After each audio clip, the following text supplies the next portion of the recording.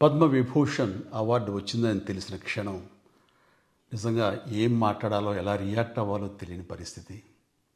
మన దేశంలో రెండవ అత్యున్నత పౌర పురస్కారం పద్మవిభూషణ్ లభించినందుకు నాకు నిజంగా చాలా సంతోషంగా ఉంది.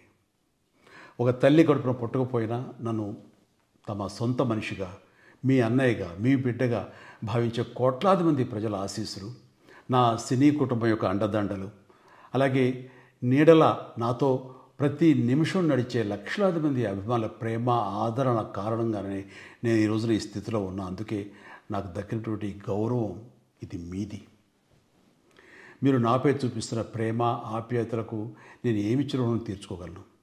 నా 45 ఏళ్ల సినీ ప్రస్థానంలో వెండితెరపై వైవిధ్యమైన పాత్రల ద్వారా వినోదం పంచడానికి నా శక్తి మేరకు నేను ప్రయత్నిస్తూనే ఉన్నా.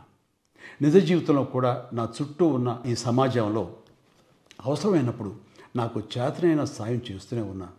కానీ మీరు నాపై చూపిస్తున్న కొండంత అభిమానానికి నేను ప్రతిగా ఇస్తున్నది గోరంతే. ఈ నిజం నాకు ప్రతి క్షణం గుర్తుకొస్తూనే ఉంటుంది, నన్ను బాధ్యతగా ముందుకు నడిపిస్తుంటుంది. నన్ను ఈ ప్రతిష్టాత్మకమైనటువంటి పద్మవిభూషణ్ అవార్డుకి ఎంపిక చేసిన భారత ప్రభుత్వానికి, గౌరవ ప్రధాని శ్రీ నరేంద్ర మోడీ గారికి నా హృదయపూర్వక కృతజ్ఞతలు. జై హింద్.